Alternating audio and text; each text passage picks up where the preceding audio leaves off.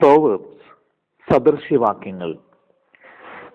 ജ്ഞാനപൂർണവും അർത്ഥവത്തുമായ വചനങ്ങളുടെ ഒരു സമാഹാരമാണ് സദൃശ്യവാക്യങ്ങൾ. താരതമ്യ വിവേചനങ്ങളിലൂടെ വിലയേറിയ ചില സത്യങ്ങൾ അതിൽ ഉള്ളടക്കം ചെയ്തിരിക്കുന്നു. പുരാതന കാലത്ത് സദൃശ്യവാക്യങ്ങൾ സകല ജാതികളും പൊതുവായി ഉപയോഗിച്ചിരുന്നു. ദൈവഭക്തിയോടെ ജീവിക്കുവാൻ എങ്ങനെ സാധിക്കുമെന്ന് മനുഷ്യരെ പഠിപ്പിക്കുന്ന മഹത് വചനങ്ങളുടെ ഒരു പുസ്തകമാണ് സദൃശ്യവാക്യങ്ങൾ. പ്രതിദിന ജീവിതത്തിലെ പ്രായോഗിക പ്രശ്നങ്ങളെ വിജയകരമായി കൈകാര്യം ചെയ്യുവാനുള്ള വിശദമായ നിർദ്ദേശങ്ങൾ ഈ ഗ്രന്ഥത്തിൽ അടങ്ങിയിരിക്കുന്നു. ദൈവത്തോടും മാതാപിതാക്കളോടും മക്കളോടും സ്നേഹിതന്മാരോടും അയൽക്കാരോടും ഭരണാധികാരികളോടും മറ്റും എങ്ങനെ ഇടപെടണം എന്ന് അത് നമ്മെ പഠിപ്പിക്കുന്നു. കടങ്കഥ, കവിത, സാരോക്തികൾ, ഉപമകൾ, ചെറുകഥകൾ എന്നിവയെല്ലാം ഇടകലർത്തിയ ഒരു പ്രതിപാദന ശൈലിയാണ് ഇതിൽ സ്വീകരിച്ചിട്ടുള്ളത്. കൂടാതെ ലക്ഷ്യം വെച്ചുള്ള ചോദ്യങ്ങൾ, ഈരടികൾ, വിരോധാഭാസ അലങ്കാരം, വ്യക്തിത്വാരോപണ രീതി മുതലായ സാഹിത്യ പ്രയോഗങ്ങളും ഇതിൽ ധാരാളമായിട്ട് ഉപയോഗിച്ചിട്ടുണ്ട്. ഇതിൽ നിർദ്ദേശിച്ചിരിക്കുന്ന നന്മ പ്രവൃത്തികൾ ജ്ഞാനം സമ്പാദിക്കൽ, നിർമ്മല ഭക്തി, ഔദാര്യശീലം, ഗാർഹിക വിശ്വസ്തത, വ്യാപാര ഇടപാടുകളിലുള്ള സത്യസന്ധത എന്നിവയാണ്. അധിക്ഷേപാർഹമായ തിന്മ പ്രവൃത്തികൾ അനിയന്ത്രിതമായ മദ്യപാനാസക്തി, കാമാസക്തി, അസത്യഭാഷണം, അലസത, വിവാദശീലം, ദുഷ്ടന്മാരുമായുള്ള കൂട്ടുകെട്ട് എന്നിവയുമാണ്. ജ്ഞാനപൂർണമായ ചിന്തകളാൽ ദൈവഭക്തിയോട് ജീവിക്കുവാൻ മനുഷ്യരെ പഠിപ്പിക്കുക എന്നതാണ് ഈ പുസ്തകത്തിലൂടെ ലക്ഷ്യമാക്കുന്നത്. സദൃശ്യവാക്യങ്ങളിൽ ഭൂരിഭാഗവും എഴുതിയിരിക്കുന്നത് ശലോമോൻ, ജ്ഞാനികളുടെ ജ്ഞാനിയായ ശലോമോനാണ്. ശലോമോനെ പറ്റി 1 രാജാക്കന്മാർ 4-ാം അധ്യായം 29 മുതൽ 34 വരെയുള്ള വാക്യങ്ങളിൽ ഇപ്രകാരം പറഞ്ഞിരിക്കുന്നു: ദൈവം ശലോമോന് ഏറ്റവും വളരെ ജ്ഞാനവും ബുദ്ധിയും കടൽക്കരയിലെ മണൽ പോലെ ഹൃദയവിശാലതയും കൊടുത്തു. സകല പൂർവ്വദിഗ്വാസികളുടെയും ജ്ഞാനത്തെക്കാളും മിസ്രയീമ്യരുടെ സകല ജ്ഞാനത്തെക്കാളും ശലോമോന്റെ ജ്ഞാനം ശ്രേഷ്ഠമായിരുന്നു. സകല മനുഷ്യരെക്കാളും യെസ്രാഹ്യനായ ഏഥാൻ, മാഹോലിന്റെ പുത്രന്മാരായ ഹേമാൻ, കൽക്കോൽ, ദർദ എന്നിവരെക്കാളും അവൻ ജ്ഞാനിയായിരുന്നു. അവന്റെ കീർത്തി ചുറ്റുമുള്ള സകല ജാതികളിലും പരന്നു. അവൻ 3000 സദൃശ്യവാക്യം പറഞ്ഞു. അവന്റെ ഗീതങ്ങൾ 1005 ആയിരുന്നു. ലബനോണിലെ ദേവദാരു മുതൽ ചുവരിന്മേൽ മുളയ്ക്കുന്ന ഈസോപ്പ് വരെയുള്ള വൃക്ഷാദികളെക്കുറിച്ചും മൃഗം, പക്ഷി, ഇഴജാതി, മത്സ്യം എന്നിവയെക്കുറിച്ചും അവൻ പ്രസ്താവിച്ചു. ശലോമോന്റെ ജ്ഞാനത്തെപ്പറ്റി കേട്ട സകല ഭൂപാലകന്മാരുടെയും അടുക്കൽ നിന്ന് നാനാജാതിക്കാരായ പലരും അവന്റെ ജ്ഞാനം കേൾപ്പാൻ വന്നു. ഇത്തരത്തിൽ ജ്ഞാനികളിൽ ജ്ഞാനിയായ ശലോമോൻ എഴുതിയതാണ് സദൃശ്യവാക്യങ്ങളിൽ ഭൂരിഭാഗവും. എന്നാൽ 30-ാം അധ്യായം ആഗൂരും 31-ാം അധ്യായം ലെമുവേലും എഴുതിയതാണ്. ശലോമോന്റെ ഭരണകാലമായ BC 970-നും 930-നും ഇടയിലാണ് സദൃശ്യവാക്യങ്ങൾ എഴുതപ്പെട്ടത്. 25 മുതൽ 29 വരെയുള്ള അധ്യായങ്ങൾ 230 വർഷങ്ങൾക്ക് ശേഷം ഹിസ്കിയ രാജാവിന്റെ കാലത്ത് സമാഹരിക്കപ്പെട്ടതാണ്.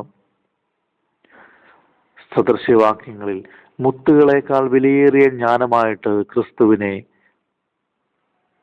അവതരിപ്പിക്കുന്നു. ബൈബിളിലെ 20-ാം പുസ്തകമാണ്. 31 അധ്യായങ്ങളും 915 വാക്യങ്ങളുമുള്ള സദൃശ്യവാക്യങ്ങൾ. ദ പ്രോവേർബ്സ് സദൃശ്യവാക്യങ്ങൾ 1-ാം അധ്യായം. ഇസ്രായേൽ രാജാവായി ദാവീദിന്റെ മകനായ ശലോമോന്റെ സദൃശ്യവാക്യങ്ങൾ ജ്ഞാനവും പ്രബോധനവും പ്രാപിക്കാനും വിവേകവചനങ്ങളെ ഗ്രഹിപ്പാനും പരിജ്ഞാനം, നീതി, ന്യായം, നേര് എന്നിവയ്ക്കായി പ്രബോധനം ലഭിപ്പാനും അല്പബുദ്ധികൾക്ക് സൂക്ഷ്മബുദ്ധിയും ബാലന് പരിജ്ഞാനവും വകതിരിവും നൽകുവാനും ജ്ഞാനി കേട്ടിട്ട് വിദ്യാഭിവൃദ്ധി പ്രാപിക്കാനും ബുദ്ധിമാൻ സതുപദേശം സമ്പാദിപ്പാനും സദൃശ്യവാക്യങ്ങളും അലങ്കാര വചനങ്ങളും ജ്ഞാനികളുടെ മൊഴികളും കടങ്കഥകളും മനസ്സിലാക്കുവാനും അവ ഉതകുന്നു. യഹോവ ഭക്തി ജ്ഞാനത്തിന്റെ ആരംഭമാകുന്നു. ഭോഷന്മാരോ ജ്ഞാനവും പ്രബോധനവും നിരസിക്കുന്നു. മകനെ, അപ്പന്റെ പ്രബോധനം കേൾക്കാം, അമ്മയുടെ ഉപദേശം ഉപേക്ഷിക്കുകയും അരുത്. അവ നിന്റെ ശിരസിന് അലങ്കാരമായും നിന്റെ കഴുത്തിന് സരപ്പളിയും ആയിരിക്കും. മകനെ, പാപികൾ നിന്നെ വശീകരിച്ചാൽ വഴിപ്പെട്ടു പോകരുത്. ഞങ്ങളോട് കൂടെ വരിക, നാം രക്തത്തിനായി പതിയിരിക്കുക. നിർദോഷിയെ കാരണം കൂടാതെ പിടിപ്പാൻ ഒളിച്ചിരിക്കുക. പാതാളം പോലെ അവരെ ജീവനോടെ, കുഴിയിലിറങ്ങുന്നവരെ പോലെ അവരെ സർവാംഗമായും വിഴുങ്ങിക്കളയുക. നമുക്ക് വിലയേറിയ സമ്പത്തൊക്കെയും കിട്ടും. നമ്മുടെ വീടുകളെ കൊള്ള കൊണ്ട് നിറയ്ക്കാം. നിനക്ക് ഞങ്ങളോടുകൂടെ സമാംശം കിട്ടും. നമുക്ക് എല്ലാവർക്കും സഞ്ചി ഒന്നായിരിക്കും എന്നിങ്ങനെ അവർ പറഞ്ഞാൽ, മകനെ, നീ അവരുടെ വഴിക്ക് പോകരുത്. നിന്റെ കാൽ അവരുടെ പാതയിൽ വെക്കുകയും അരുത്. അവരുടെ കാൽ ദോഷം ചെയ്യുവാൻ ഓടുന്നു, രക്തം ചൊരിയിപ്പാൻ അവർ ബദ്ധപ്പെടുന്നു. പക്ഷി കാണെ വല വിരിക്കുന്നത് വ്യർത്ഥമല്ലോ. അവർ സ്വന്തം രക്തത്തിനായി പതിയിരിക്കുന്നു, സ്വന്തം പ്രാണഹാനിക്കായി ഒളിച്ചിരിക്കുന്നു.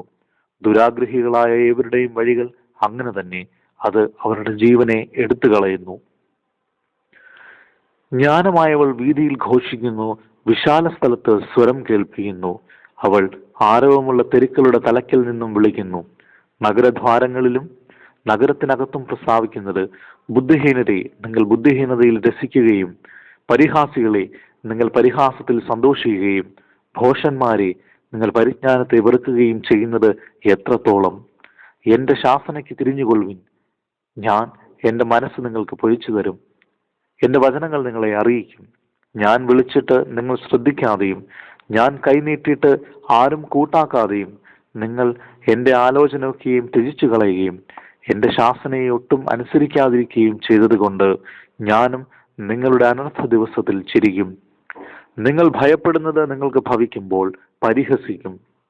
നിങ്ങൾ ഭയപ്പെടുന്നത് നിങ്ങൾക്ക് കൊടുങ്കാറ്റ് പോലെയും നിങ്ങളുടെ ആപത്ത് ചുഴലിക്കാറ്റ് പോലെയും വരുമ്പോൾ, കഷ്ടവും സങ്കടവും നിങ്ങൾക്ക് വരുമ്പോൾ തന്നെ.